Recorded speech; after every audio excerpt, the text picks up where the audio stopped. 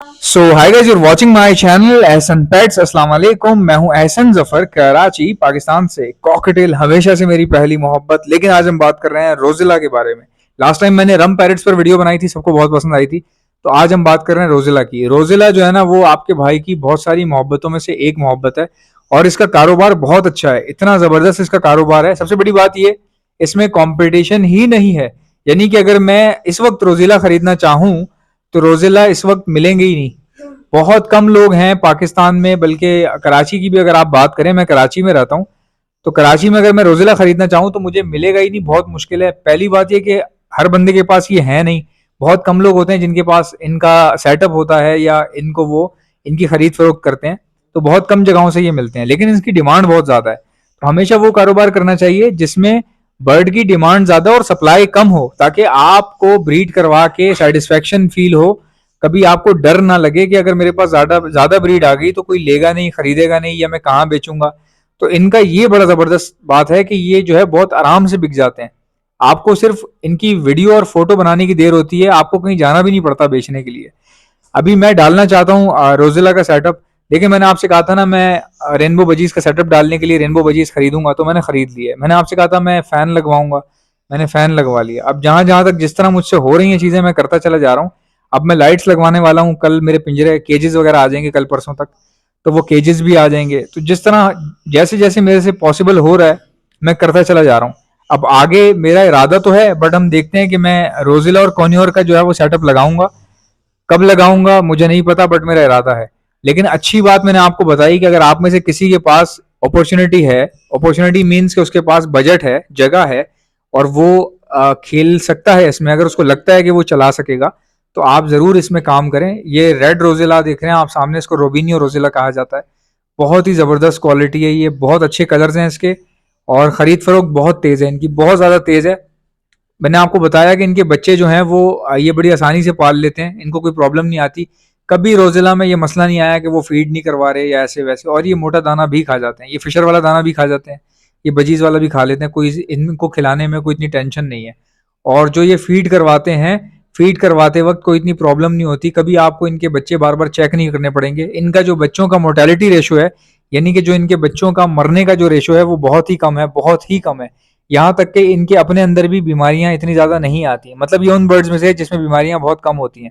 जैसे कॉकटेल में बीमारियां, कॉकटेल के अंदर बीमारी बहुत कम होती है, इसी तरह रोजिला में भी बीमारी बहुत कम होती है।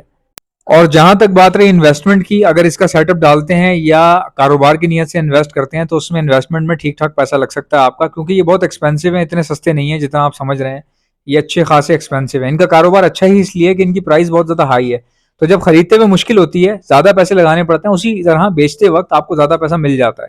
तो ये कारोबार मतलब बैलेंस रहता है। अगर आपको सेटअप लगाना है तो जाहिर सी बात है, इनके लिए केजेस भी बड़े चाहिए होते हैं, क्योंकि ये नॉर्मल कॉकटेल वाले केजेस में नहीं ब्रीड करेंगे। थोड़े से बड़े केजेस चाहिए होते हैं ताकि ये खुल के उसमें अपनी जिंदगी गुजार सकें। और इनके बॉक्सेस भी बड़े रिक्वायर्ड होते हैं ताकि ये, क्योंकि इनके बच्चे जो है ये 5-5 6-6 बच्चों का रेशो देते हैं, जो कि बहुत ही ज्यादा बड़ा रेशो है और बहुत ज्यादा फायदेमंद भी है। लेकिन उसके लिए बॉक्स भी बड़ा चाहिए होता है, और बॉक्स अगर आपके पास छोटा होगा तो ये जाया होंगे और कोई बात नहीं है। इसके लिए प्रॉपर प्लानिंग की जरूरत पड़ती है।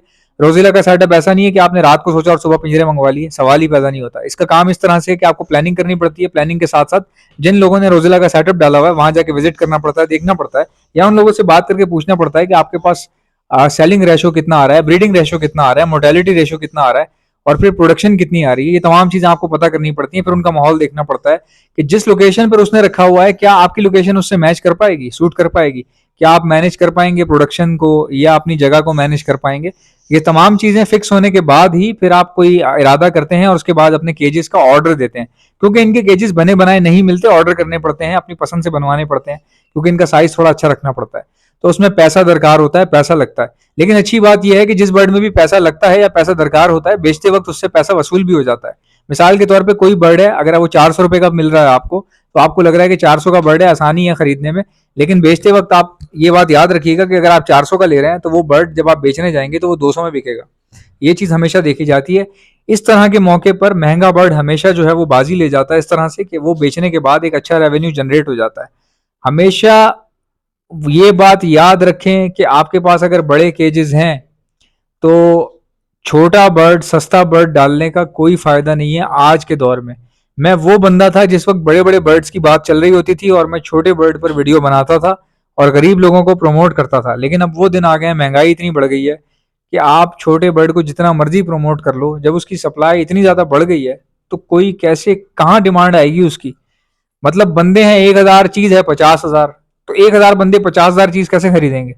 ये सोचना बहुत जरूरी है। अब कोशिश करें थोड़ा सा अपनी चीजों को चेंज करें, अपने बर्ड्स पे फिक्र करें, गौर करें कि भाई कौन सी म्यूटेशन है मेरे पास, कितने की बिकेगी, कितना प्रॉफिट होगा, कितना लॉस होगा, मैं क्यों टाइम जाया कर रहा हूँ इन सब चीजों में, ये जरूर सोचिएगा। और मेरी वीडियो देखकर आप जज्बाती ना हो जाया करें भाई, मैं समझ सकता हूँ, क्योंकि शौक ऐसी चीज है कि जो बंदे को अंधा कर देता है। अगर किसी को किसी भी चीज का शौक है तो वो उसके पीछे फिर बहुत ज्यादा एक्सट्रीम लेवल पर चला जाता है। भाई मेरी वीडियो बहुत सारे गरीब लोग भी देखते हैं, ऐसे ऐसे लोग भी देखते हैं जिनके पास पैसों का बहुत प्रॉब्लम चल रहा है। तो मेरी वीडियो देख के कहीं ऐसे मोटिवेट ना हो जाना कि पता लगे आपने जो है ना घर का सामान बेच के सेटअप डाल दिया या घर बेच के सेटअप डाल दिया, या आपने वो पैसे जो आपने किसी बच्चे की फीस के लिए रखे हुए थे या अपनी बेटी की शादी के लिए या आपने किसी बुरे वक्त के लिए, तो ऐसा कोई काम मत कीजिएगा। अगर आपके पास पैसे हों तो ही काम किया करें। ये किसी से लेके उधार लेके सोचना कि मैं काम कर लूंगा फिर इसको लौटा दूंगा, इस तरह के काम चलते ही नहीं है। इस तरह के काम चलते ही नहीं है। मुझे तकरीबन 12 साल लग गए, 12 साल, क्योंकि मेरे पास पैसे नहीं थे, मैं कोई काम करता इसलिए नहीं था। जब मेरे पास पैसों का हुआ, अपने पैसों का, तो फिर मैंने काम शुरू कर दिया। कभी भी आप उधार लेके शुरू करेंगे तो बहुत मुश्किल है उस काम का चलना। वो आपके लिए जो है सरदर्द बन जाएगा, उल्टा बजाय इसके कि आप कमाते, आप जो है ना और पीछे जा सकते हैं। अगर आपको नुकसान हो गया तो किसी से लिए हुए पैसे का क्या करेंगे, आप वापस कैसे लौटाएंगे। आप तो उस बिजनेस के आसरे पर थे, वो बिजनेस ही डूब गया, तो फिर बड़ा मसला हो सकता है आपके साथ। मोटिवेशन की जो है ना वो एक लिमिट होती है, या उसकी कहते हैं सूटेबिलिटी होती है, या उसका क्राइटेरिया होता है। ठीक है, मोटिवेट ऐसे नहीं हो जाते कि नेगेटिव वे में हो गए आप। मोटिवेट जरूर हो, ये सोचें कि ये बंदा सही कह रहा है, बात अच्छी बता रहा है, हमारे पास जब इतनी इस्तात होगी इंशाल्लाह हम भी कुछ ऐसा करने की कोशिश करेंगे, तो वो बात समझ में भी आती है। लेकिन अगर आप मतलब अंधाधुंध किसी के कहने पे शुरू कर दें तो वो खतरनाक हो सकता है आपके लिए। सो गाइज, आप में से किसी को भी बर्ड्स के लिए ब्रीडिंग मल्टीविटामिन चाहिए हो तो आप ऑर्डर पर मुझसे मंगवा सकते हैं। मैं all over the Pakistan supply करता हूँ। ऑर्डर करने का तरीका मैं आपको बता देता हूँ, लेकिन पहले सुन लें कि ऑर्डर करने से पहले कि मेरे पास क्या क्या चीजें हैं, ताकि आप तमाम चीजें एक साथ मंगवाएं और आपको डिलीवरी चार्जेस एक ही बार देने पड़े, जिससे आपके पैसे बच जाएंगे।